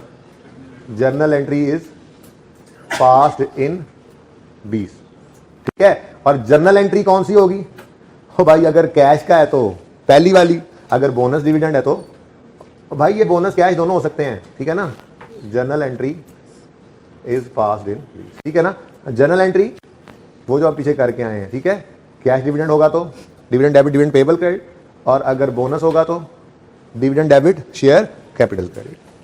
तो ठीक है, ये फाइनल हो कैश भी हो सकता है, बोनस भी हो सकता है, दोनों भी हो सकते हैं। कुछ कैश ले लो कुछ शेयर्स ले लो, ऐसे भी कर सकते हैं। इंटरिम हो कैश भी हो सकता है और बोनस भी हो सकता है। बात समझ रहे हो? तो ये है एंट्री कौन सी करें डिविडेंड की, और ये है कब करें। 19 के फाइनल की एंट्री करोगे 20 की statement of changes in equity के अंदर। और भाई ये statement of changes in equity में ही आना है ना। ये रिटेन्ड अर्निंग्स का कॉलम कहां नजर आएगा? रिटेन्ड अर्निंग्स कहां पे आती हैं? चेंजेस, ये इक्विटी के अंदर ही आती हैं। फिर दूसरी एंट्री देखो शेयर कैपिटल में, तो दोनों ही हेड्स कहां आ रहे हैं? ठीक है, ये तो लायबिलिटी में जाएगा, लेकिन रिटेन्ड अर्निंग्स तो इक्विटी में है ना। बोलो, तो ये इक्विटी का आइटम रिटेन्ड अर्निंग्स, और दूसरी एंट्री में तो दोनों ही इक्विटी के आइटम्स हैं। तो statement of changes in equity के अंदर हमने इन्हीं को ही लेना है। शेयर कैपिटल आएगा, शेयर प्रीमियम आएगा, रिटेन्ड अर्निंग्स आएंगी, हमारा रीवैल्यूएशन सरप्लस आएगा जो उदास हुआ पड़ा है कि आप कब मुझे स्टेटमेंट इन इक्विटी में शो करेंगे। ला रहे हैं उसके लिए हम स्टेटमेंट इन इक्विटी। भाई ठीक है, तो पहली बात ये देखा करेंगे, इधर इंटरिम देख लेते हैं। For example interim dividend of 20 will appear in statement of changes in equity of 20। मतलब journal entry is passed in 20। Journal entry क्या सकती है, और मतलब जोन सा भी हो डिविडेंड उसकी एंट्री पास कर लेंगे। बात समझ गए हो? कुछ समझ आई है? चलो, बड़ी ही इंपॉर्टेंट डिस्कशन थी ये, एंट्रीज भी और ये टाइम क्लासिफिकेशन भी। तो नेचर के हिसाब से दो तरह का डिविडेंड है, और टाइम के हिसाब से भी दो तरह का। ठीक है, नेचर कैश भी हो सकते हैं डिविडेंड, और बोनस भी हो सकता है। ठीक है, और टाइम फाइनल डिविडेंड और इंटरिम डिविडेंड। फाइनल डिविडेंड जिस साल का होगा कभी भी उस साल में नजर नहीं आएगा, और इंटरिम डिविडेंड जिस साल का होगा उसी साल में नजर आएगा। ठीक है, शुक्र है मैंने राइट इशू इस सवाल में से निकाल दिया था। ठीक है, राइट इशू भी आएगा। राइट इशू किसे कहते हैं? वो जो मैंने कल बात की थी, राइट इशू कहते हैं एग्जिस्टिंग शेयर होल्डर्स को शेयर्स इशू कर देना। ठीक है ना, तो वो राइट इशू वही है इशुएंस ऑफ शेयर कैपिटल वाली एंट्री, लेकिन वो मैंने फिलहाल इसमें से गायब कर दिया। ठीक है, हमारा सवाल है company X started a business on यकम जनवरी 17, following relevant information is available. Started business with share capital of 50, fair value is 10, profit after tax of 17 is 30 million and profit after tax of 18 is 45 million. In March 18 final dividend of 17 is announced. In September 18 interim dividend is announced. दो तरह के, company x ने कुछ transfer भी किया है। Simple सा question है, जो बातें वहां पे की हैं सिर्फ उनको यहां पे अप्लाई करना है। मेरी चाहत यह है कि मैं सवाल को यहीं पर कर लूं। ठीक है, इसको इग्नोर कर दें, फॉलोइंग इंफॉर्मेशन इज अवेलेबल। ठीक है, बल्कि इज से लगा के इसको इग्नोर कर दें। कहीं पे आ गया तो इसको बस ऐसे ही गुजारा कर लेंगे। ठीक है ना। अच्छा जी, अब देखो भाई, कोई मसले वाली बात नहीं है। इस टॉपिक के अंदर पता नहीं क्या statement of change in equity क्या होती है यार। देखो जैसे आपने फिक्स एसेट का लेजर बनाना सीखा, एक्यूमुलेटेड डेप्थ का लेजर बनाना सीखा, उसे स्टेटमेंट फॉर्म में कन्वर्ट किया तो वो पीपीई का नोट बन गया। ऐसे ही रिटेन्ड अर्निंग्स का लेजर है ये आपके सामने। ऐसे ही मिसाल के तौर पे शेयर कैपिटल का लेजर है, बिल्कुल वो पहली क्लास जो आपने रिवैल्यूएशन वाली मेरे साथ पढ़ी थी, याद आ रहा है। मिसाल के तौर पे शेयर कैपिटल जी 100 रुपए का ओपनिंग था, मजीद कोई कैपिटल घर से ओनर्स ले आए 20 रुपए और क्लोजिंग डेट पर 120 पड़ा है, ठीक है। अब ये लेजर्स बनाने तो देखे थे ना हमने उस पहली क्लास के अंदर, याद आ रहा है कुछ कुछ। जिनको नहीं याद आ रहा ना शक्लें ना बनाओ, अपने रिवैल्यूएशन का पहला लेक्चर जाके ओपन करना। ये मत एक्सपेक्ट करो कि मैं वो दोबारा पढ़ाने बैठ जाऊंगा। जो चीज पढ़ाई होती है वो दोबारा नहीं पढ़ाई जा सकती। इंट्रो में पढ़ाई हुई चीजें दोबारा पढ़ा के थक गया मैं। FR 1 वाली दोबारा नहीं पढ़ाई जा सकती भाई, ठीक है ना। तो जाके आज सब बच्चे 5, वैसे तो काफियों को याद भी है, लेकिन इस उम्मीद पे बैठे थे मुंह बना के कि हो सकता है सर कहें आओ एक सवाल करते हैं, मैं समझाता हूं। नहीं, सवाल नहीं करते आप लोग। आज जाके अपने रिवैल्यूएशन का लेक्चर नंबर 1 ओपन करेंगे, जिसमें मैंने कहा था an individual started a business. Example कही थी, मैंने कहा था अज्यूम करो ये कंपनी है, तो शेयर कैपिटल और शेयर कैपिटल और रिटेन्ड अर्निंग्स का लेजर बना था। शेयर प्रीमियम हमने अब पढ़ लिया, इंशाल्लाह वो देखते जाएंगे। सिर्फ और सिर्फ इन लेजर्स को स्टेटमेंट फॉर्म में कन्वर्ट कर देना है। इधर देखो, शेयर कैपिटल, रिटेन्ड अर्निंग्स, देखना जरा। शेयर कैपिटल ओपनिंग 100 रुपया, कैश ऐड होगा ना, closing 120, retained earnings opening 50, PAT 30, dividend minus होगा 10, क्लोजिंग लो बन गई statement of change in equity.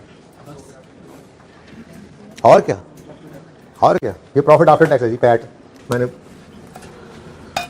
ठीक है। तो ये statement of change in equity तो है, वो वही बनानी है यहाँ पे आज उस सवाल में बनाते हैं। बस उसके अंदर मुश्किल चीजें क्या होंगी, इशुएंस ऑफ शेयर कैपिटल सिखाया हुआ है, कल के सवाल में राइट इशू भी ले आएंगे। फिर उसमें मुश्किल क्या होता है, डिविडेंड, सारा लेक्चर ही डिविडेंड पे लगा दिया। अब इसकी प्रैक्टिस हमारी चलती ही रहेगी, इस टॉपिक में तो रोज ही होगी, उसके बाद अगले टॉपिक के अंदर भी इसने यूज होते ही रहना, ठीक है। चलो तो हम बनाने लगे हैं जी कंपनी एक्स स्टेटमेंट ऑफ, यार ये नाम यहाँ पे भाई चमक पड़ रही है आमिर भाई, नहीं यार ये नाम शाम ही लिखने हैं, प्लीज इसको लिख लें। मैं जरा शॉर्ट लिख रहा हूँ, आपने नहीं शॉर्ट लिखना। Company X statement of changes in equity, ये फॉर द ईयर बना करती है जी, फॉर द ईयर एंडेड 31 दिसंबर 17, ये मैं वैसे ही बना रहा हूँ क्योंकि उसने मांगी हुई है 18 के लिए, लेकिन ये फरमाइशी प्रोग्राम जरा पहले चल रहा है क्योंकि पहले दफा बना रहे हैं ना, ओपनिंग डायरेक्ट निकालना शायद मुश्किल हो जाए, ठीक है। Company X started business in January 17। अब statement of change in equity है ना जी, इसके अंदर जो कॉलम्स आज हमने देखने हैं वो सिर्फ यही हैं। एक शेयर कैपिटल है फिलहाल, पहले सवाल में तो बिल्कुल ये, ठीक है जी। फिर शेयर प्रीमियम कोई नहीं है अभी, कल लाएंगे इंशाल्लाह। रिटेन अर्निंग्स है, इंशाल्लाह कल शेयर इशू करेंगे और 10 वाला शेयर 15 में बेचेंगे। जब 15 में बेचेंगे तो शेयर कैपिटल भी आएगा, क्रेडिट होगा, और शेयर प्रीमियम भी आएगा, तो नया कॉलम पड़ जाएगा। फिर परसों सवाल करेंगे, एसिड रीवैल्यू कराएंगे, तो फिर रिवैल्यूएशन पे acid debit revaluation surplus credit होगा, एक और कॉलम आता जाएगा। तो ये चलता जाएगा इंशाल्लाह सिलसिला। फिलहाल तो पहला दिन है, ठीक है। और पहले दिन में जो साल सवाल में रिक्वायर्ड नहीं है उसमें तो बस ये 2 ही कॉलम है, ठीक है। अब ओपनिंग बैलेंस बता दो मुझे जल्दी से, ओपनिंग बैलेंस बता दो जी। 0, बिल्कुल 0, क्यों, बिजनेस से भी स्टार्ट हुआ।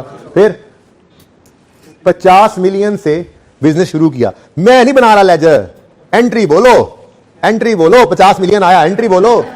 कैश डेबिट कैपिटल 50 से कैश, जिसको हम कहते हैं, हम कल कहेंगे फ्रेश कैपिटल इशूड, ठीक है। शेयर्स इशूड, कुछ भी लिख लेंगे, कल लिखेंगे, जब आएगा तब देखेंगे ना। फिलहाल तो थोड़ा सादा बात है, स्पाइसी नहीं है, ठीक है। नेक्स्ट फेस वैल्यू, ठीक है जी 10 है। ये फेस वैल्यू आज यूज ही नहीं होनी, हाँ बिल्कुल, क्योंकि ये मैंने आज वो इसमें से बाकी उड़ा दिया था राइट इशू का, ये रह गया पॉइंट, माजरत, ठीक है, कोई बात नहीं, इग्नोर करें, इग्नोर करें। Profit after tax of 17 is 50, हाँ भाई प्रॉफिट आफ्टर टैक्स 17 का 17 के साल में ही आएगा। किधर आएगा, कैपिटल में ऐड करें, रिटेन्ड अर्निंग्स में कितना बोलो, 30 मिलियन 17 का प्रॉफिट आफ्टर टैक्स है। प्रॉफिट फॉर द ईयर लिख लो, आफ्टर टैक्स तो आप लोग अप्लाई नहीं होता, प्रॉफिट फॉर द ईयर तो समझ आता है ना, ठीक है। बस कहानी खत्म जी, क्लोजिंग बैलेंस आ जाएगा। ये ओपनिंग बैलेंस होगा 1 जनवरी 17 पर, ये क्लोजिंग होगा 31 दिसंबर 17 पर। 50 रुपये, 30 रुपये और कहानी खत्म। और भाई साहब ये रिक्वायर्ड भी नहीं था, अब जरा रिक्वायरमेंट पढ़ो। ये तो वैसे ही आपको समझाने के लिए, जरा हाथ भी सीधा हो जाए, ओपनिंग भी निकल आए, कैसा? ठीक है, रिक्वायरमेंट पढ़ो। Prepare statement of changes in equity for the year ended 31 December 18। हाँ जी, company X statement of changes in equity. अब मैं थोड़ी यहाँ पर दोनों भी लगा रहा हूँ, फॉर द ईयर यहाँ पे लिख रहा हूँ, for the year ended 31 December 18। जगह जरा काम है ना नीचे, ओके। ले भाई, सबसे पहले आएगा ओपनिंग, और ओपनिंग किस दिन होगा भाई? 1 जनवरी 18 पे। फिर सबसे एंड पे आएगा क्लोजिंग, और क्लोजिंग किस दिन होगा? लो, आपने साथ साथ नोट नहीं करना, पता नहीं कितने आइटम्स आए, ठीक है। अब इसके दरमियान में अगर को घर से कैश आ जाए, वो आ जाएगा, यही हो सकता है ना, शेयर कैपिटल के कॉलम में आ जाएगा वो।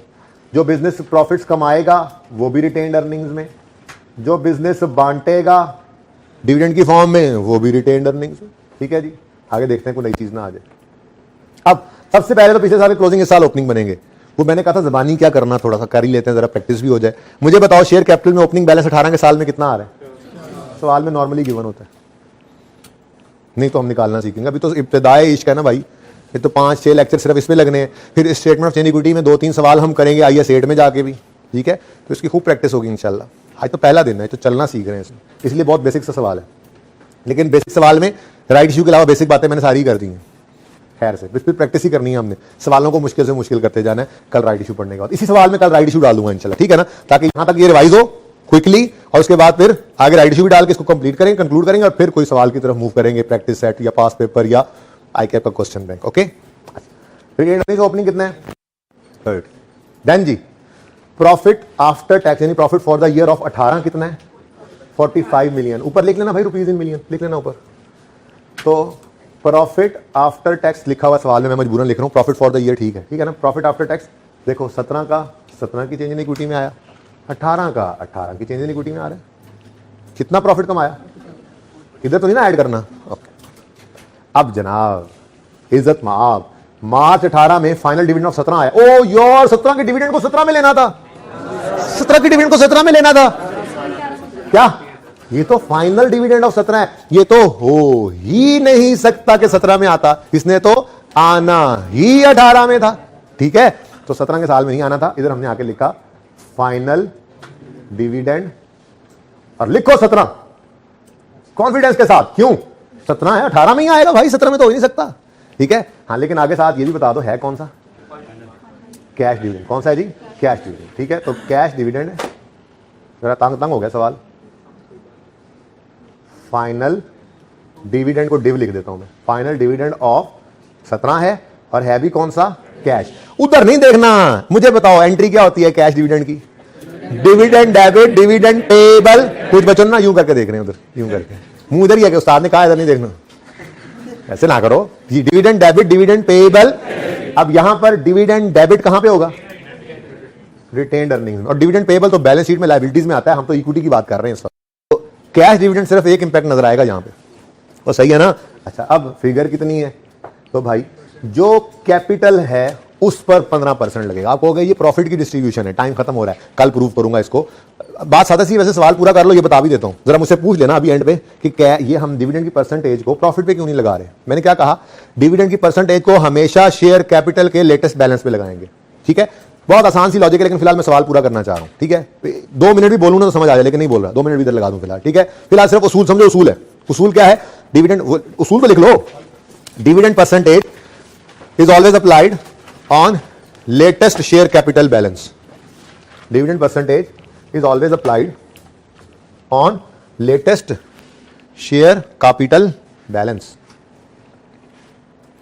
यार चार्जिंग भी किसी ने नहीं लगाया, लैपटॉप बंद होने वाला हो गया। On latest share capital balance. अब इधर देखो, प्रॉफिट्स पे नहीं लगाना, ठीक है। क्यों नहीं लगाना? कर लेंगे प्रूफ, फिलहाल उसूल तो पक्का करें।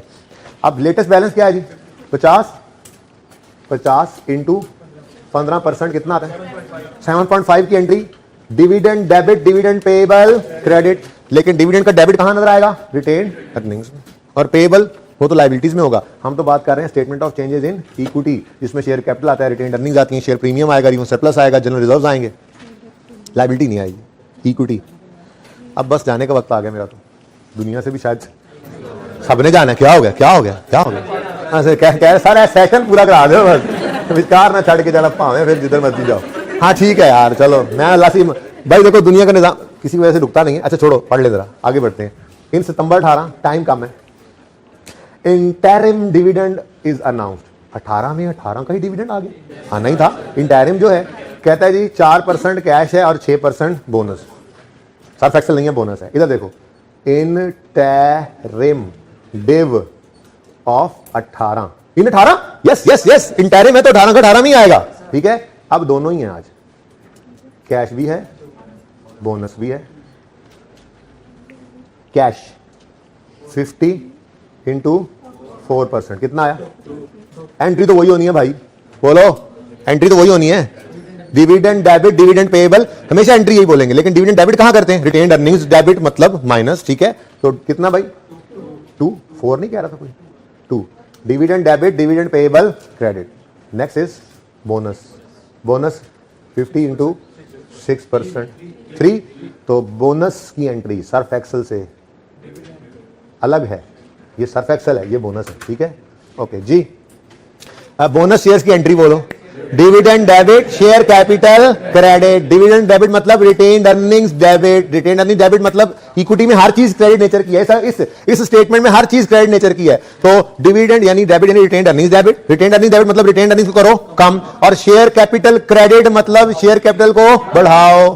तो रिटेन्ड अर्निंग्स को कम करो, शेयर कैपिटल को बढ़ा लो, कितने से? 3 से।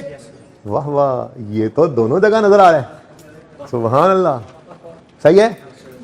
एंट्री ये बढ़िया। डिविडेंड डेबिट कहां होता है? रिटेन्ड अर्निंग्स में। और बोनस शेयर्स हो तो bonus shares means bonus dividend, ठीक है। तो डिविडेंड रिटेन्ड अर्निंग्स में डेबिट होगा और शेयर कैपिटल क्रेडिट होगा। रिटेन्ड अर्निंग्स कम होंगी, शेयर कैपिटल बढ़ेगा। चेक कर लो, यही हुआ है, ठीक हो गया। और एक छोटी सी एडजस्टमेंट बाद में है, वो क्या? Company X transferred 30 million to general reserves. असल में ना कुछ पैसे बुरे वक्तों के लिए अलग करके रखने लग जाते हैं, जनरल रिजर्व या कोई बिल्डिंग शिल्डिंग बनाने के लिए, कुछ ऐसे काम जो बाद में खर्चा होने, हम कहते हैं अभी से थोड़े थोड़े अलग करने लग जाओ। कहां से? प्रॉफिट्स से, ताकि हाँ जी रिटेन्ड अर्निंग्स में से। मतलब कहने का यह है कि ओनर को इतना कोई ना कि वो मांगे डिविडेंड, उस बेचारे को क्या पता, जनरल रिजर्व कहेगा किसी काम के लिए रखे होंगे अलग, ठीक है ना।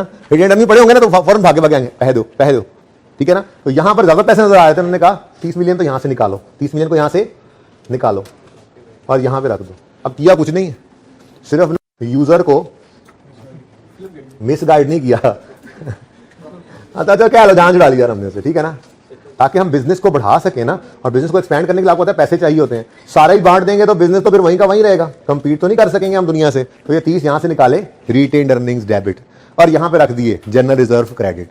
तो कोई नहीं, जेब ही है, इस जेब से पैसे निकाले, इस जेब में डाल दिए, बस वही प्रॉफिट्स हैं, जरा अलग करके रख लिए हैं हमने, ठीक है। तो this is called transfer to general reserve. एक और ट्रांसफर भी आएगी हमारी यहां पे, कल नहीं परसों शायद आए, कल मैं फॉर्मेट में डाल दूंगा, वैसे परसों सवाल में आएगी। वो ट्रांसफर है इंक्रीमेंटल डेप्रिसिएशन की रिटेन्ड अर्निंग्स में। जब रिवेन्यू सरप्लस का यहां कॉलम बनेगा, उसमें से कुछ माइनस होकर रिटेन्ड अर्निंग्स में ऐड हो रहा होगा। वो जो एंट्री करते थे, जिसको बच्चों ने यहां पे नाम रखा होता RSRE, याद आ रहा है RSRE, तो RS भी इधर होगा, RE भी इधर ही होगा, तो ये भी विद इन इक्विटी। ये एक एंट्री भी यहीं पे नजर आती है फेस पे, ये एंट्री भी इधर ट्रांसफर की फेस पे, दोनों इंपैक्ट नजर आते हैं। वरना कैश डिविडेंड आपने देखा सिर्फ एक तरफ नजर आ रहा था, कैश जब आया तब भी सिर्फ एक तरफ नजर आ रहा था। इक्विटी के अंदर एक इंपैक्ट होगा जिस एंट्री का, वो तो एक ही तरफ नजर आएगा ना, ठीक है। तो क्लोजिंग बताओ 53, ये मैं बता देता हूं 32 पॉइंट। अब यहां पे अगर 60 पड़े होते, 62 चाहिए 5, तो उन्होंने कहते यार बड़े पैसे कटो, थोड़े हैं अलग करके रख देते, 32 में चलो यार ठीक है, दे दो तो ठीक है, ना भी तो तब भी ठीक है, समझे। अब ये सवाल आपके दिनों में आ रहा होगा कि पहले हमने बोनस इश्यू क्यों नहीं लिखा? भाई मैं नहीं बता रहा, फिलहाल तो उसूल एक और लिख के घर चले जाओ, कल बात कर लेंगे। एक और उसूलों वाला सफर चल रहा है ना, एक और उसूल लिखो। अगर कैश और बोनस डिविडेंड एक ही डेट पर आ जाएं तो पहले कैश डिविडेंड की एंट्री करेंगे। अगर कैश और बोनस डिविडेंड एक ही डेट पर आ जाएं तो पहले कैश डिविडेंड की एंट्री पास करेंगे। तो पहले कैश डिविडेंड की एंट्री पास करेंगे। नो न्यू होमवर्क, सुकून से तसल्ली से इसको रिवाइज करना। और जो पेंडेंसीज हैं कल वाले लेक्चर की वजह से किसी ने नहीं लिया, कुछ समझ नहीं आई, कुछ जो भी था, एक बार सारा कुछ पिछला ओके कर लें। मुझे अब कल कोई मसला नहीं चाहिए। ओके, कल फिर फुल थ्रॉटल पे ये चल पड़ेगा अब आगे। ओके, अल्लाह हाफिज।